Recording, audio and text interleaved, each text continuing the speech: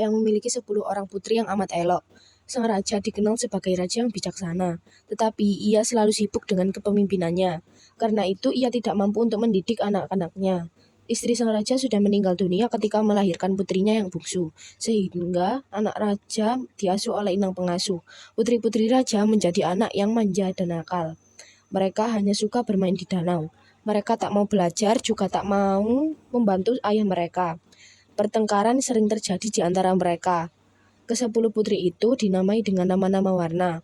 Putri sulung bernama Putri Jambon, adik-adiknya dinamai Putri Jingga, Putri Nila, Putri Hijau, Putri Kapu, Putri Oranye, Putri Merah Merona, dan Putri Kuning.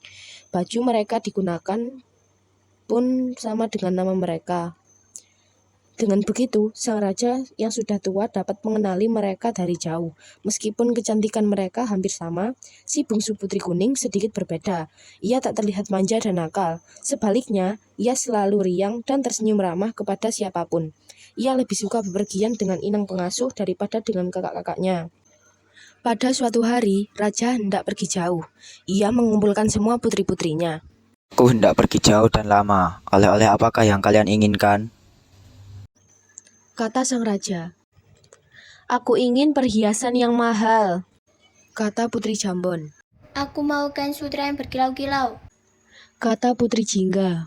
Aku ingin kalung berlian, ayah, kata Putri Nila. 9 anak raja meminta hadiah yang mahal dan mewah. Tetapi sebaliknya, Putri Kuning malah meminta, Ayah, aku hanya ingin ayah kembali dengan selamat. katanya. Kakak-kakaknya tertawa dan mencemoohkannya. Anakku, sungguh baik perkataanmu. Tentu saja aku akan kembali dengan selamat dan kuberikan hadiah indah buatmu.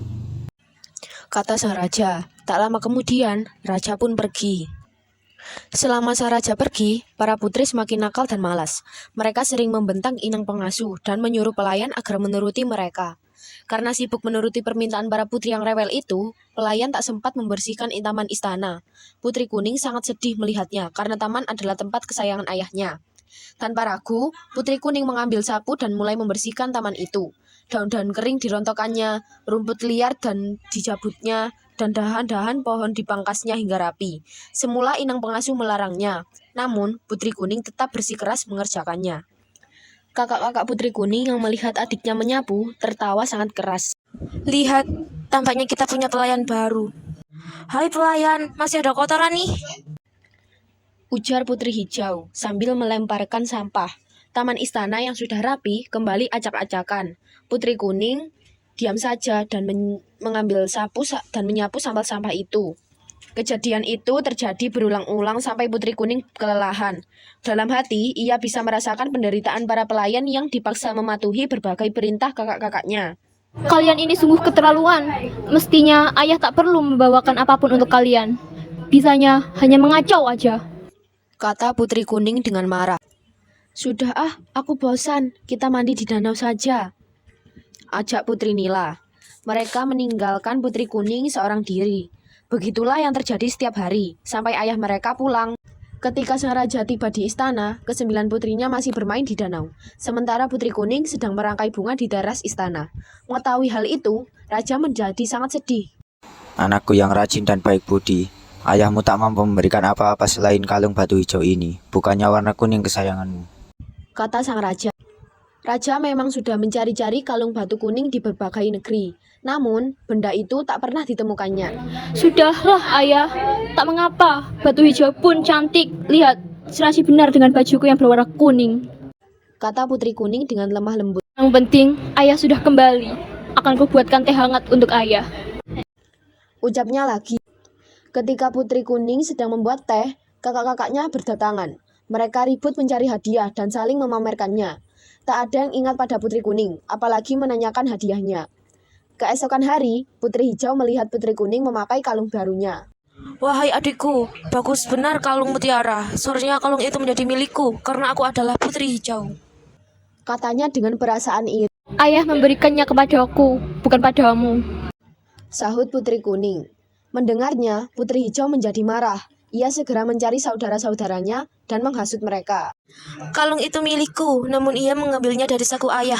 Kita harus mengajarinya berbuat baik, Kata Putri Hijau. Mereka lalu sepakat untuk merampas kalung itu. Tak lama kemudian, Putri Kuning muncul. Kakak-kakaknya menangkap dan memukul kepalanya.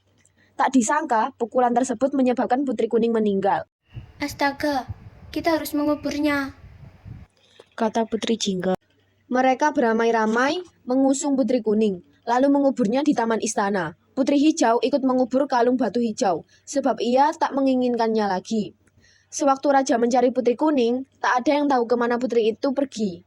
Kakak-kakaknya pun diam 1000 bahasa. Raja sangat marah. Hai para pengawal, cari dan temukanlah Putri Kuning. Teriaknya. Tentu saja tak ada yang bisa menemukannya. Berhari-hari, berminggu-minggu, berbulan-bulan, tak ada yang berhasil mencarinya. Raja sangat sedih. Biarlah anak-anakku kukirim ke tempat jauh untuk belajar dan mengasah budi pekerti. Maka ia pun mengirimkan putri-putrinya untuk bersekolah di negeri yang jauh. Raja sendiri sering termenung-menung di taman istana, sedih memikirkan Putri Kuning yang hilang tak berbekas. Suatu hari, tumbuhlah sebuah tanaman di atas kuburan Putri Kuning.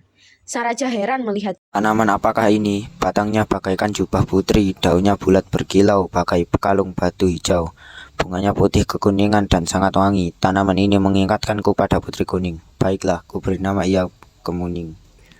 Kata raja dengan senang. Sejak itulah bunga kemuning mendapatkan namanya. Bahkan bunga-bunga kemuning bisa digunakan untuk mengharumkan rambut. Batangnya dipakai untuk membuat kotak-kotak yang indah. Sedangkan kulit kayunya dibuat orang menjadi bedak. Setelah mati pun Putri Kuning masih memberikan kebaikan.